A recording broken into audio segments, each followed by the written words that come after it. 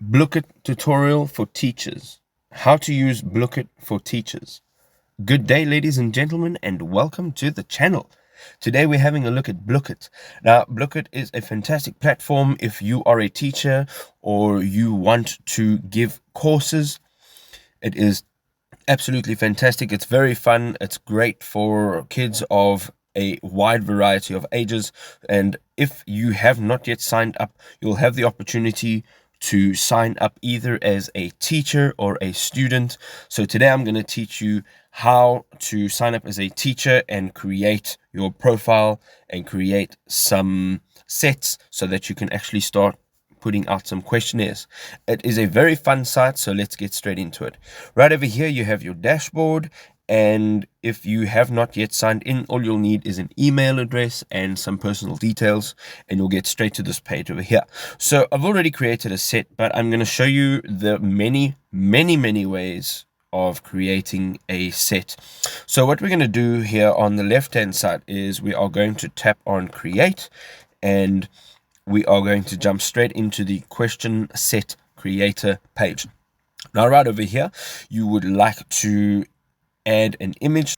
So you can either drag and drop, or you can jump in and upload a file. You can also upload a URL. So right over here, if you tap on image gallery, they give you the opportunity to use Unsplash. Now, Unsplash is fantastic. I use Unsplash a lot.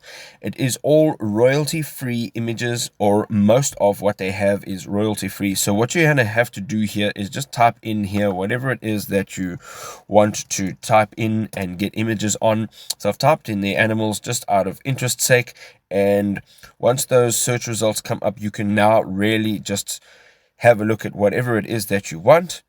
This is at the top right over here, all from iStock, and this is all premium images. But if you go down over here, you'll have the images available right over here, and if you hover your mouse cursor over the image, you can actually see that there is a little download button. And once you tap on that, you will be able to download that image, and it'll download it in its original format, including its original size. You can also give a shout out to the author of the image.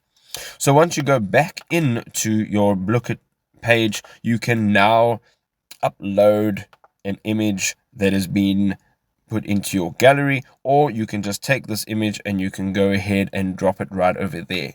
So I'm going to upload a file manually. You can also use the URL option, which is a fantastic way of doing so. And once you've added an image, I just had to add an image over there, and you can now add a descriptive title. So this is the title of your questionnaire. So you can just say like fast food facts, or whatever it is that you would like to put in there, and then tell us about your question set.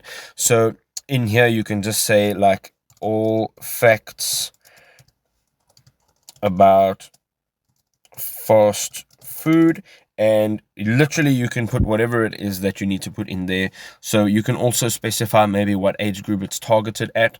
So just make sure that that description is done properly and descriptive according to what you're actually doing here. And then you can either have this public, so anybody that's on the platform can actually use this questionnaire after you have created it, or you can just have it private, and then only you or people that have your link can actually play or use the set. So coming into the actual questions, there are a few ways of doing it. So this Quizlet import, basically once you tap on that, it gives you some instructions as to how you can import from their website. However, you can also import a CSV file, which you can create on the platform, and I'll show you exactly how to do that, or you can enter your questions in manually. So what I'm going to do is I'm going to just tap on manually, and I'm going to tap on create in the bottom right hand side of the page. And in this page right over here, you can now add your questions manually. So right over here, you can say add question. You can just type whatever it is that you would like in here. And then on the left-hand side at the top of the window, you can specify how long the person that is answering the question actually has to answer it. You can also randomize the order of your answers. So if you're giving the questionnaire to like 10 people, their answer orders won't be the same. And then we have the multiple choice option, and over here you can either select typing your answer or multiple choice. I'm going to select multiple choice. So I'm going to add a question here, and then I will show you another way of adding a question. And there we go. So I've entered a question right over here, and it says where, there's an extra R in there, where does a hamburger originate from? So this question can be whatever it is that you'd like. And then I've offered 4 possible answers. So China, England, America, Germany. And now you get to select which one is the actual answer. So we're going to tap on Germany because a hamburger does actually originate in Hamburg. So once you've done that, you can add an image if the question is referring to an image. So let's say you put over here, what type of fast food this is, and then you can just add an image. You can also add an audio. While we are here, we can then just tap on save on the top right hand side, and there your question is. It has all the specifics that we put in there. It's got multiple choice and then 20 seconds to complete the question. The other way that you can actually add a question right over here is if you go down to these options again, and you can say Quizlet import, and basically over here it offers you basic steps to making sure that you can get the quiz in. And right over here you can tap on search Quizlet. You go in to Quizlet. I'm not going to get too into it, but basically you find a questionnaire, you copy and paste it. So you can just type in here fast food or whatever your questionnaire is related to, and it'll give you a bunch of results. You can tap on it, and then you can just copy it over into your Blooket page. So once you've done that, you will have the questionnaires over there.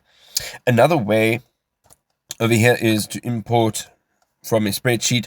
Now, if you don't know how to set up the spreadsheet, you can either copy their spreadsheet or you can download their template, and if you do so, this is basically what it will look like. So this is a way of you entering your questions and your answers manually. So this is their template, and once you have entered all of your answers and your questions correctly, you can now go up to file on the left hand side, and you go to save as. And when you are actually saving your file, right over here, you can enter your file's name, and then you have to tap on save as type. Now, this save as type is important. It is the most important step. You'll have to travel all the way down the list, and you'll have to tap on CSV. And once you have selected that, you can tap on save. And once it is saved, you can then go back in here and you can just upload your CSV file, or just drag and drop it right over here, and all your questions will be in question form. So let us say that we don't have our own questions. Well, there's an option for that too. So we just jump into the question bank over here, and it'll open up this window, and we can type in our keywords that we need, and it'll bring up a bunch of options.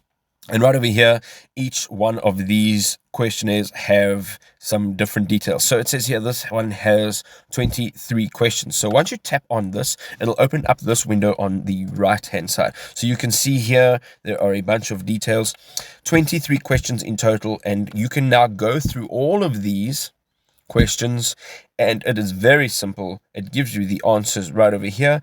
And you can just tap on this button over here that says add question.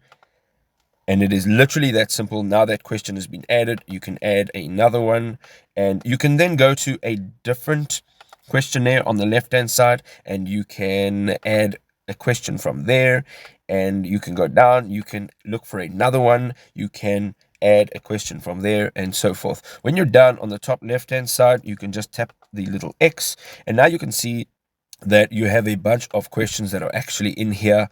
So now you are starting to build your questionnaire.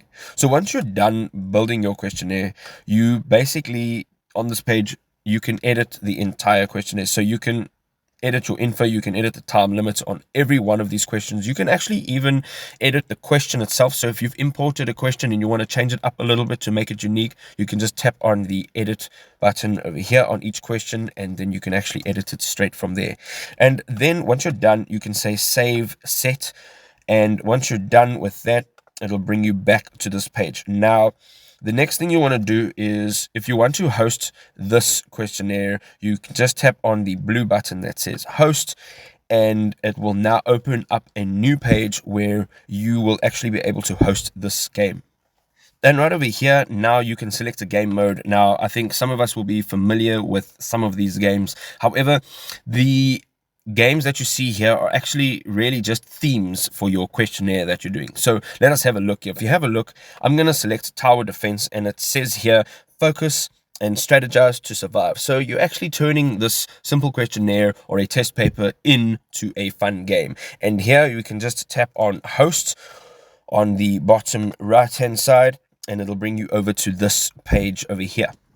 And this page, basically, you can now choose whether you want to have the game end over or after a specific time, or after there is a specific amount of damage. It says the game ends after a player reaches the set damage amount. So I'm going to tap on the set damage, and then you can just tap on host now. And basically, this is the page that it'll bring you to. So there are a bunch of ways you can actually, I'm just going to mute that sound. There are a bunch of ways you can actually connect to this game as a student. So first of all, on the left hand side, you have the QR code that you can just scan and you can then connect. It also says you can go to play.blooket.com, and then you can enter this ID number right over here, this massive ID number.